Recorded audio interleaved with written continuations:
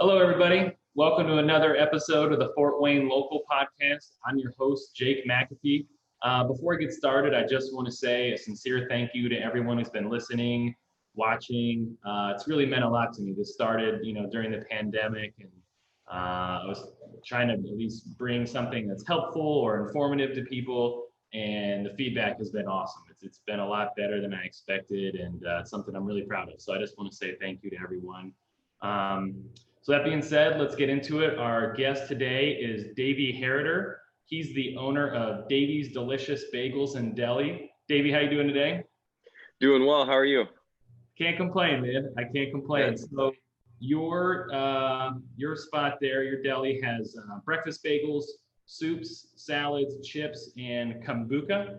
Is that The kombucha is from a local brewer, Lunar Infusions, and I don't do the salads anymore, but the soups and the breakfast sandwiches are rocking for sure. oh, very cool? And I didn't even know what kombucha was. I clearly when I didn't say that right. So Oh no, kombucha is it's a what do you call a probiotic drink? It's got healthy bacteria. It's really good for your gut and for your skin and immune system. And there's like I said, a local brewer. She's in Cook Spring as well, and she was actually the first person I met when I was in there, and I wanted to sell it through my storefront as well. It's great. It's the best kombucha I've had.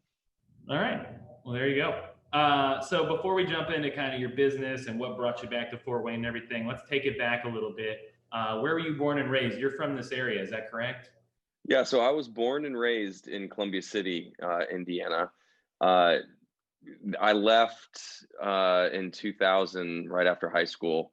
Went down to Indianapolis. Well, I went to Purdue for a year, and then to Indianapolis for 8 or 9 years, and then from Indianapolis down to Atlanta, and then out to LA, and then back. Yeah. Okay. So you got a little bit of experience there. Tell me about, so you got a background in the entertainment industry, is that correct? Yeah. I taught myself how to play guitar when I was in high school, and I loved music, but I never.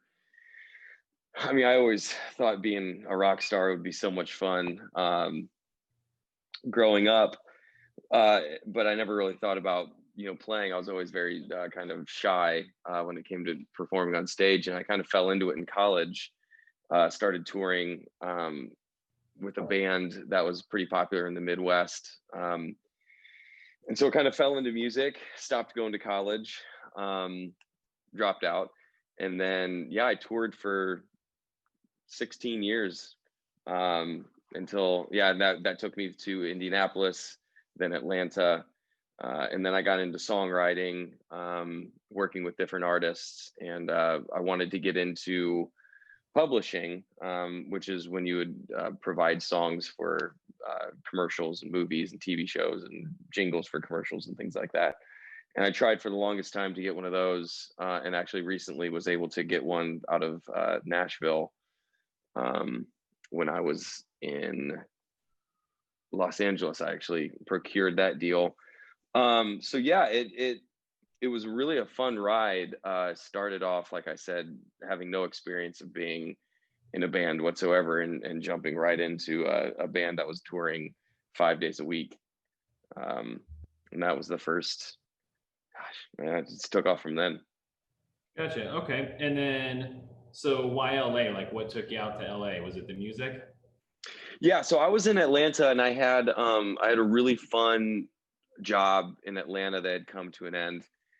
Um, I had I have family. One of my dearest friends is also my cousin, and he lives in Los Angeles, and he's got a great job. He's very well connected in Los Angeles, and he had been bugging me for 5 years to come out, and he was like, "You need to come out."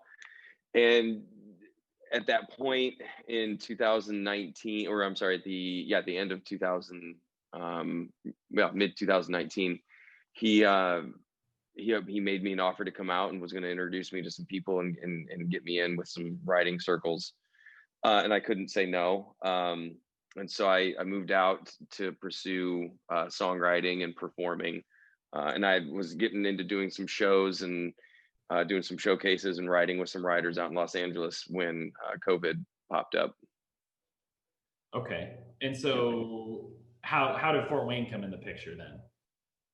So the idea for the deli was something that actually started in 2005. So when I was in Indianapolis in 2005, I worked at Ripple Bagel Deli in Broad Ripple, and loved it. The owners, Ken and Susan Richmond, are great people and were very, very sweet to me. I got to be pretty close with Susan, and she always was telling me when I would work there, she would always kind of tease me. She's like, "Oh, you should think about doing this. You'd be so good at running your own bagel shop." And I kind of laughed it off because in my head I was going to be a rock star. So I was working there during the week and to work on the weekends. So I was like, I'm not going to run a deli. I'm going to be a rock star.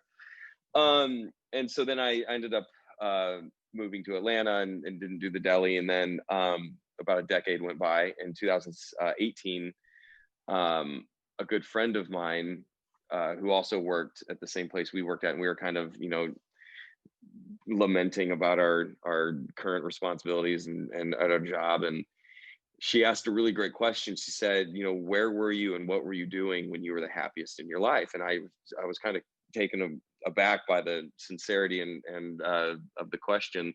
And I thought about it, and I went back to like 2005 to 2007 when I was in Broad Ripple, where I was spending my days during the week, working at the bagel deli and then playing music on the weekends. And she said, well, why don't you open a deli and start playing music again? And I thought that was, eloquent in its brevity, very simple. And so, yeah, that became the plan. And then I ended up leaving Atlanta, and it became a plan in Los Angeles. But everything in Los Angeles is anywhere from 4 to 5 times more expensive, especially real estate and storefronts. So I was toying with the idea and kind of seeing how I could make it work. And then, of course, COVID came up, and I had my finger in a couple different pies out in Los Angeles at the time, where I very waited it out and waited for everything to end, but that didn't seem very appealing to me. So my cousin and I were out on a run one morning, and he's in real estate, and he said, Fort Wayne. He's like, "You're from Fort Wayne, aren't you?" And I said, "Yeah." He's like, "Yeah, Fort Wayne is like one of the hottest tertiary markets right now." He's like, "There's people who go in and buy up all the real estate before anyone knows about it." He's like, "Those people are in." He named a couple other markets, but he said, Fort Wayne is one of those markets. He's like, if you want to go back and if you want to open a deli, he's like, you should go home, exhaust your resources, and do it in Fort Wayne. And I was like, that's really interesting. This was like in April. So I did some research and kind of poked around and started talking to people I knew and exhausting the network that I did have. And in July, I just said, why not? And I ended up moving back here in early August. Okay. And that was this year? Is that you moved here July this year? Wow. Okay. Just a couple months ago. And then why Fort Wayne? Just because of your ties here and then your friends saying the market was hot, or is there other options you had looked at, like other cities? Well, honestly, I had toyed with the idea of moving back a couple years ago because of Sweetwater. Sweetwater is an incredible company, and I was toying with the idea of pursuing a career there. But I remember when I left Northeast Indiana back in like 2000, 2001, I'd never really spent time in Fort Wayne. I didn't know anything about it. I wasn't really, I wanted to get out and travel as much as I could and see as much as I could. And but in 2010, 2011, people started, like friends from high school and friends from home were like, man, Fort Wayne's really turning into like a really cool town. And I was always like, whatever. But then in 2018, I started, doing some investigating, and I was really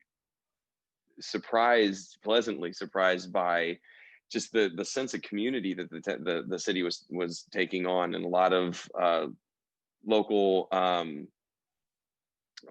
businesses and a lot of local support, locally sourcing, like farmers markets and businesses supporting each other. And I just thought that was really interesting.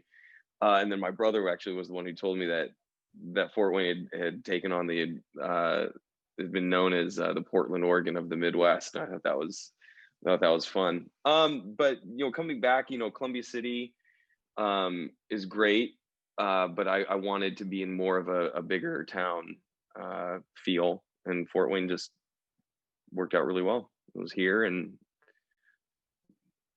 Okay. And then, so take me through, you get back in July, I'm sure, just having Well, I got relocated. back in August. It was early August. I got you, August. So, you know, I just relocated across the country last year. I know what a disruption that is. Take me through like getting back, getting set up, like choosing a spot, getting your marketing going. Like how did you get started? Like what was your first plan when you got back?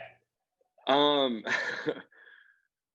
yeah. So I being in there's a huge difference between being in California and Indiana. Namely, uh, like California, I think was the first state to shut down, and everyone, it's very, very strict. Everything is very strict. Like people weren't outside. Everyone was wearing a mask and gloves. It was just a different. It was a different level of alarm, I guess you could say, and for good reason. There's a lot more people in California. There's a lot. It's just vast differences. I was afraid. I wanted to get started right away, and so I knew that the pandemic was going to be a problem, and so I immediately started thinking of ways of getting around being shut down if it was going to happen again. Hopefully it doesn't. It probably will, but I hope it doesn't. If it does, it doesn't last long. So I started thinking about doing food trucks because it's pretty self-contained, but it's also not essential, so it could be shut down. But while I was looking into food trucks, I was looking at commissary kitchens or commercial kitchens, which you have to have if you have a food truck, because you have to have the controlled area to prepare food. And I was looking at Cook Spring one day, and I literally was just kind of thumbing through and looking at the different options that they had, and I was like, why wouldn't I just do curbside carry out from here? Why can't I operate out of that? And it was like kind of one of those light bulb moments. And so I emailed the manager, and asked him, if there was availability and if I could do that. And he was like, yeah, I don't see a reason why you couldn't do that. And so then I was like, okay, so the wheels started turning. And I honestly, I had a very limited menu idea. And a buddy of mine down in Atlanta is a graphic designer, brilliant graphic designer, and he helped me build a website. And literally, I had no date of an opening. I was just kind of like, I felt like I had my arms full of these ideas, and I didn't know what I was going to do with them. And so finally, I just kind of put everything down and said November 11th. It's an important day for a couple other reasons, and I thought it would be fun to add the opening of the restaurant to it. So I just booked the time. And my goal, I was so unsure, I guess you could say, of how things were going to go. I was totally prepared to come totally out of pocket for the first 3 months, hoping just to get my name out there and to kind of like build it as it went. But like wonderfully, I found To Go To Go FW on Facebook, and I literally posted one thing 4 days before I opened, and I think I took a screenshot of it because I was shocked. But in less than 24 hours, I had 15,000 views or 15,000 engagements. I had over 1,500 shares and hundreds of comments and likes on one post. And so I was like, at first I didn't understand what was really like how that could be possible. And so I was like, okay, well, maybe I'll go into Wednesday and it'll be cool, and I'll get a couple orders and just kind of build on a couple orders a day and go from there. Well, from Wednesday the 11th through that following Saturday, I had sold more bagels than I was prepared to sell for the entire rest of the year through 2020. I love it. And it was one of those things where I remember the end of the first day, I was like, okay, I'll take it. Like, that's great. I had a good day. Thursday was a little better. Friday, I got really nervous. And Saturday, and God bless everyone who came out, because every single person was so sweet and understanding. But I had an hour and a half wait for 3 of the 4 hours that I was open, and I was there 2 hours past closing, just trying to keep up because I had one steamer, and I had just it was just overwhelming in a wonderful way. So I went home that Saturday afternoon bought 3 more steamers, went out and just bought all the stuff I could possibly imagine to wrap my head around what I would need. And the next week ran out of everything. And so it's been almost exactly a month.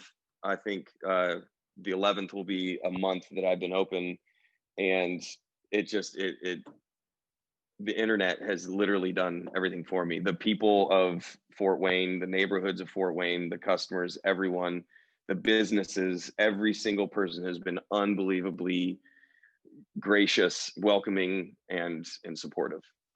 That's great. And I haven't had that much success, but just in my short time back, I've had some of the same experiences where social media is definitely, a pillar of my growth, just helping get the word out. But man, the support has been amazing. It's like humbling and exciting and awesome. And I'm glad to hear that you've been embraced by the city as well. I think that's kind of an underrated part of our culture here. And that's really cool that you get to experience that. Um, so I guess then what's next? Like, where are we going from here? I mean, you kind of answered some of my questions that I had planned. I mean, what's the next step then? Like now, obviously, you're coming out of the gates hot. Is there plans for a brick and mortar, or is it just kind of hold steady and build from there? Or what do you got planned? So I've been approached by a handful of business owners who are very interested in helping me do that, because I had an interview in Input magazine last week that came out, and which Kara Hackett was great. That interview, that release did a lot for me business wise as well. But I've got in the interview, I did say that my end game, my goal, my dream actually of this is I really wanted a local hangout. Like I wanted Davey's Delicious Bagels to be somewhere where local artists could come and hang their art on the wall and sell it or display it. Music, like local live music, and just be a place where people can come and work, hang out, whatever. Because that's what was so appealing for me when I worked at Ripple Bagel Deli. It was like a hangout. People were always there, and it was just great. And I loved the interaction. I loved meeting people. I loved getting to know people. I loved knowing what people were going to order when they walked in the door. Like I just love that sense of community. And so I have a couple of options that I'm looking at for locations to move into, and that's what I'm really excited to do. But I do want to wait until this pandemic is under control and there's not going to be an order where everyone's going to have to shut down again. I really hope that doesn't happen, but I would much rather be 100% sure than 50-50. So yeah, moving into a brick and mortar and then creating just a hub hangout for the community. That's great. I think for me personally, I see this is where the city is progressing, where I feel like for a long time it was, chains and, people weren't willing to try new things. And I don't know if it's just the internet. It's got to be a big part of the internet, but also a cultural shift and people coming back from different areas. But I feel like the city is shifting to where they want to embrace something like this, where it's like, and no disrespect to like Chipotle or any of the chains. I mean, they do a good job, but it's like, there's a different experience when you walk in and like you said, the owner, they know what you like, you guys can chat, there's art on the walls. That's more of an experience than it is just eating food. And it kind of sounds like that's what you're going for. Yeah, well, there's a lot of ownership when someone who really wants to play music says, "Oh, I play there," and they invite their friends and their family to come out there, or an artist can say, "Hey, I have my art for sale," or is being featured there. Yeah, people want that relationship, and I think the internet has a lot to do with that, and I think it has a lot to do with people want that connection. They want to feel a part of something. I mean, it's natural. It's how we're wired. People want to feel that, and I love feeling that. I love providing it. Like I love the feeling of getting to know people. And if I can get to know people and understand the community and understand people by serving them really, really good sandwiches, now I win. I hope everyone wins, but I win in that. No, for sure. And that kind of describes why I started the podcast, honestly, is like I get to know people.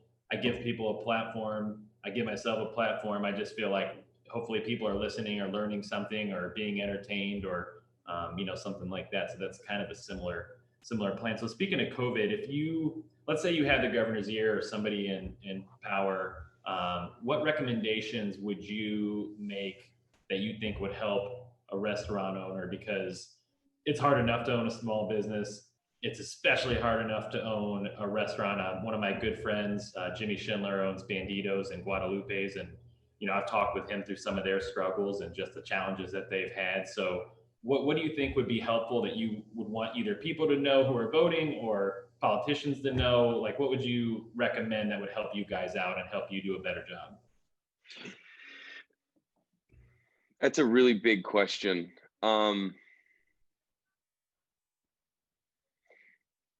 And I almost feel, and I'm not trying to dodge it, but I'm so new to this area and I'm so new to this community that I don't know. I wouldn't know how to answer that question. And because everything is so polarized right now, like I feel like right now there's no real middle ground to have a conversation of, well, this is why this would work and this is why this could work if we did a little bit of this or a little bit of that. And so I feel like if I were to jump in and answer that question, I get it. You could open yourself up if it's interpreted. Yeah. We're not having a long form discussion. So if there's you don't get to explain, it could be twisted or, Yeah. And it's just, it's such a polarizing subject that, it's because the thing is like, I respect trying to what's happening with trying to protect everyone. I will happily, I don't like wearing masks, but I happily will wear it because I believe in protecting people and I want to do my part. I respect people who want their freedom. I respect people who want to be kept safe, so and that middle ground, like I said, that middle ground is a very, very tight rope, where I feel like, saying the wrong thing with the best intentions could be taken the wrong way. No, I totally get it. So, okay, well, I like to end the interview with the same question. What's your favorite thing about being in Fort Wayne? I know it hasn't been long, but so far, what's been your favorite part about being back? The people, every single person I've met. And I said this to Kara in the other interview. I literally came back to Fort Wayne knowing 3 people. And those 3 people, if they couldn't help me, they would introduce me to 2 or 3 people who could. And from that, I feel like I've already, whether I met them in person or through telephone calls or emails, I've been privileged to meet some incredible people. And Fort Wayne is full of some of the greatest, nicest, supportive, smart, innovative, encouraging people that I've ever met. And I've had the pleasure of not only living in Indianapolis and Atlanta and Los Angeles, but I've toured all over the country. I've toured Europe almost a dozen times in 6 or 7 cities. I've met so many people in the last 20 years of my life, and I am sincere when I say that Fort Wayne has some of the greatest hospitality, sweetness, support. Like, it is everything I said before. It is such a great town of people. Yeah, I love hearing it, and I feel like a broken record because I keep saying the same thing, but it's pretty cool hearing you say the same thing because I've had the same experience. Like, since I've been back, I just, people I didn't even know that well from high school and stuff have been reaching out to me and showing support, and I feel like everybody wants me to succeed, and it sounds like that's been your experience. And I think the future is bright for you, man. I think you're exactly the type of thing that this city wants, whether it's a downtown renovation, just a shift in mindset here. I think you kind of fit exactly where this place is going. So, how can people learn more about you? Like, if they're curious, they want to check out your restaurant or want to get to know you better, how can they do that? My Facebook page, the Davey's Delicious Bagels, or my personal is Davey A.B. Heritier. I love my people. I've gotten a lot of inbox or a lot of DMs from people, and I respond to every single one. Like I said, I love networking. I love meeting new people.